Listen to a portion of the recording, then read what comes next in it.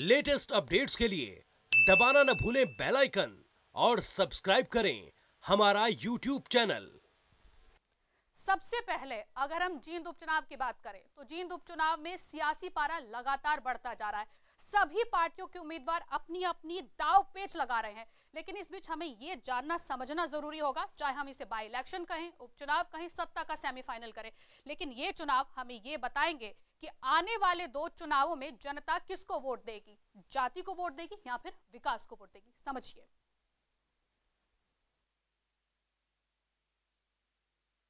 में जींद उपचुनाव ने सियासी पारा कुछ इस कदर बढ़ा दिया है कि नेताओं की जुबानी हमले तेज हो गए हैं। हर कोई विरोधी को खुद से छोटा करार दे रहा है।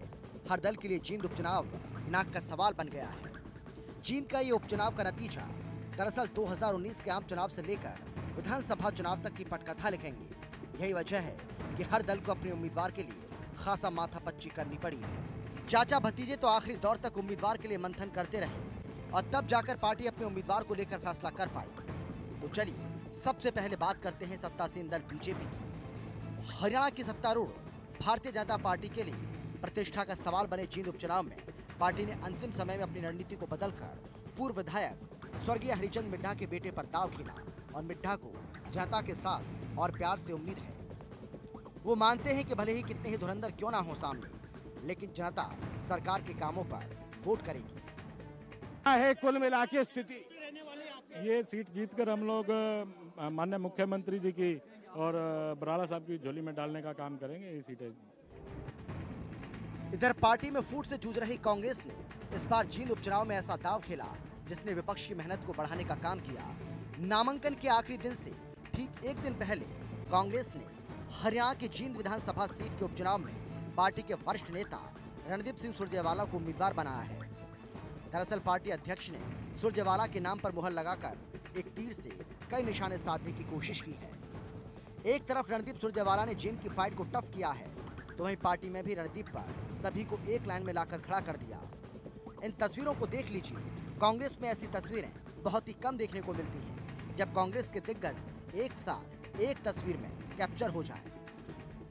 खैर, रणदीप के नाम पर आला कमान के निर्देशों से साफ है कि चुनावी जीत के लिए एकजुटता की जरूरत है और उसी एकजुटता की इस बार अग्नि परीक्षा है और इन कांग्रेसियों को अग्नि परीक्षा को पास करने की पूरी उम्मीद भी है। और चलिए अब बात करते हैं इनेलो की। इनेलो ने दाव खेला है उमेद रेणु पर और उम्मीदवार के नाम का ऐलान कर इनेलो ने आम आदमी को मौका देने की बात कही है। दरअसल इनेलो के लिए उम्मीदवार चुनना किसी टेढ़ी खीर से कम नहीं था। कंडेला खाप से संबंध रखने वाले उमेद पर इनेलो ने दाव तो खेला, लेकिन इस नाम पर फैसला लेने में काफी समय लग गया और अभय को अब लगता है कि जींद में जीत उन्हीं की होगी, क्योंकि उपचुनाव में कभी इनेलो ने हार का मुंह नहीं देखा। चलिए आखिर में बात करते हैं राजनीति में डेब्यू करने जा रही जेजेपी की, जिसके ओपनिंग बैट्समैन होंगे दिग्विजय सिंह चौटाला। दरअसल चौटाला के नाम पर भी खूब माथापच्ची करनी पड़ी। कभी रेस में मांगेराम गुप्ता तो कभी दिग्विजय, और आखिरकार जेजेपी को दिग्विजय में ही सुनहरा भविष्य नजर आया। दिग्विजय ताऊ देवीलाल की तर्ज पर ही जींद उपचुनाव के लिए खुद को तैयार मान रहे हैं।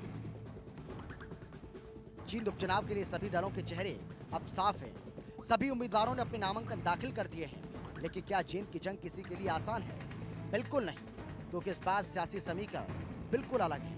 एक तरफ जहां कांग्रेस, जेजेपी और इनेलो ने जाट उम्मीदवार को मैदान में उतारा है, तो वहीं बीजेपी ने गैर जाट पर दाव लगाया है।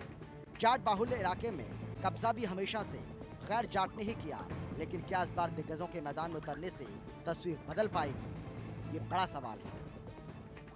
राजनीति डेस्क, जनता टीवी। लेटेस्ट अपडेट्स के लिए दबाना न भूलें बेल आइकन और सब्सक्राइब करें हमारा यूट्यूब चैनल।